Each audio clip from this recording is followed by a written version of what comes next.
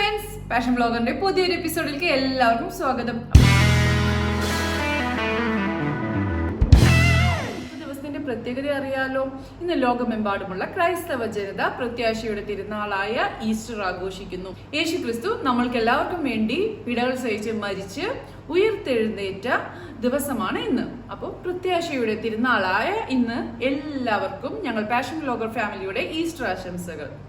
നിങ്ങൾ എല്ലാവരും ഫ്രണ്ട്സിനും ഫാമിലിക്കും എല്ലാം ഈസ്റ്റർ വിഷസ് പാസ് ചെയ്തല്ലോ. അപ്പോൾ യേശു ക്രിസ്തു ഉയർത്തെഴുന്നേൽക്കുന്ന ഒരു പിക്ചറും ഉണ്ട്. അതിന്റെ കൂടെ ഈ ബണ്ണി അല്ലെങ്കിൽ ഈസ്റ്റർ എഗ്സ് ഉണ്ടാവും, ഈ ഡെക്കറേറ്റ് ചെയ്ത ഈസ്റ്റർ എഗ്സ്.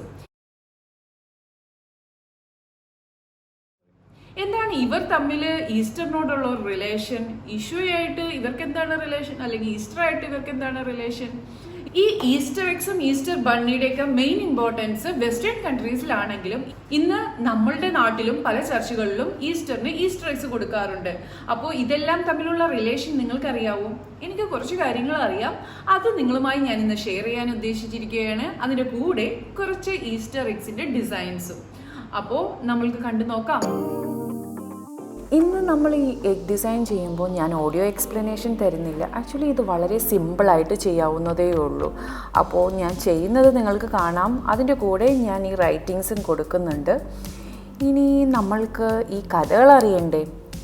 ഈ കഥകളൊക്കെ ഉടലെടുക്കുന്നത് വെസ്റ്റേൺ കൺട്രീസിൽ നിന്ന് തന്നെയാണ് കേട്ടോ. ആദ്യമ മെസപ്പൊട്ടോമിയൻ ക്രൈസ്തവരിൽ നിന്ന് അവർ വസന്തകാലത്തിൻ്റെ ദേവതയായ എസ്തറിൽ നിന്ന് കടമെടുത്ത് കൂട്ടിയതാണ് ഈ ഈസ്റ്റർ എഗ്സ്.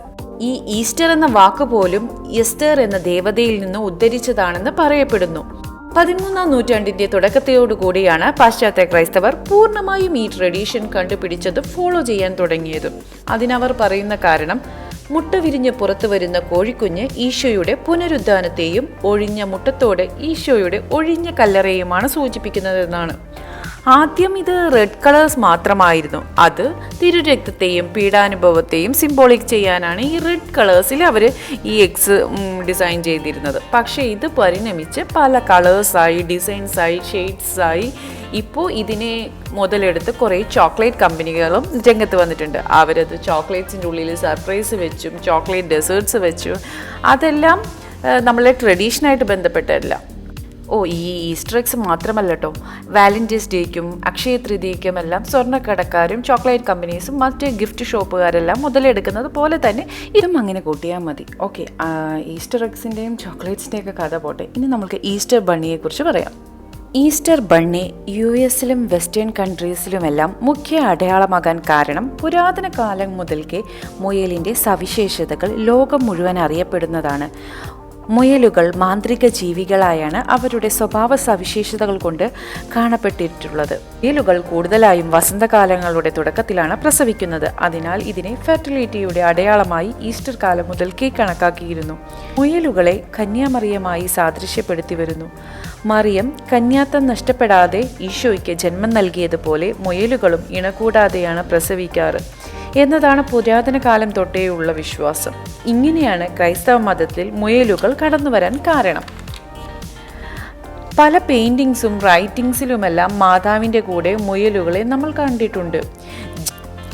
ജർമ്മൻ പ്രൊട്ടസ്റ്റന്റ് വിഭാഗത്തിൽപ്പെട്ട ആളുകൾ മുട്ടകൾ ഒരു പ്രധാന ഭക്ഷണമായി കഴിച്ചിരുന്നു. കൂടാതെ ഓർത്തഡോക്സ് ക്രിസ്ത്യൻസ് ലെൻ വ്രതമെടുത്ത് പുഴുങ്ങിയതോ റോസ്റ്റ് ചെയ്തതുമായ മുട്ടകൾ കഴിച്ചാണ് അവരുടെ വ്രതം മുറിക്കാവുന്നത്. മുട്ടകളുടെ ഈ പ്രാധാന്യത്തെ ജർമ്മൻ പ്രൊഫസർ ചാൾസ് ഫ്രാങ്ക് 1682 തൻ്റെ പുസ്തകത്തിൽ ഈസ്റ്റർ മുട്ടകൾ സമ്മാനമായി നൽകുന്നതിനെക്കുറിച്ച് പരാമർശിച്ചിട്ടുണ്ട്. പെൻസിൽവാനിയയിലെ ജർമ്മൻ പ്രൊട്ടസ്റ്റന്റ്സ് അവരുടെ കുട്ടികളെ ഈസ്റ്റർ ബണ്ണിയുടെയും മുട്ടകളുടെയും കഥകൾ പറഞ്ഞു പഠിപ്പിച്ചിരുന്നു. നല്ലവരായ കുട്ടികൾക്ക് മാത്രമാണ് ഈസ്റ്റർ ബണ്ണി വർണ്ണപ്പകിട്ടാർന്ന മുട്ടകൾ നൽകുന്നത് എന്ന് പറഞ്ഞുകൊടുത്ത് അങ്ങനെ ഈ സ്റ്റോറീസ് ലോകത്തിൻ്റെ പല ഭാഗങ്ങളിലും അവർ പറഞ്ഞു പ്രചരിപ്പിച്ചു. ഇപ്പോൾ നമ്മളൊരു നാട്ടിലും എത്തി. Easter bunnies, Easter eggs. എങ്ങനെയുണ്ട് ഈസ്റ്റർ എഗ്സിൻ്റെയും ഈസ്റ്റർ ബണ്ണീസിൻ്റെയൊക്കെ സ്റ്റോറീസ്? ഇത് ഞാൻ വായിച്ചതും കേട്ടതുമായ അറിവുകളാണ്. ഇനി കൂടുതൽ അറിയാവുന്നവർ ഇതിൻ്റെ താഴെ കമൻറ്റ് ചെയ്താൽ എനിക്കും കൂടിയും അല്ലെങ്കിൽ മറ്റുള്ളവർക്കും നിങ്ങളുടെ അറിവുകൾ പങ്കുവയ്ക്കാൻ പറ്റും. അപ്പോൾ കഥകളുടെ കൂടെ ഈ ഡിസൈനിങ് ടെക്നിക്കും എല്ലാം നിങ്ങൾക്ക് മനസ്സിലായെന്ന് വിശ്വസിക്കുന്നു. ഇനി അടുത്ത വീഡിയോയുമായി വരുന്നവരെ signing off. Simi, Tata, bye bye, take care.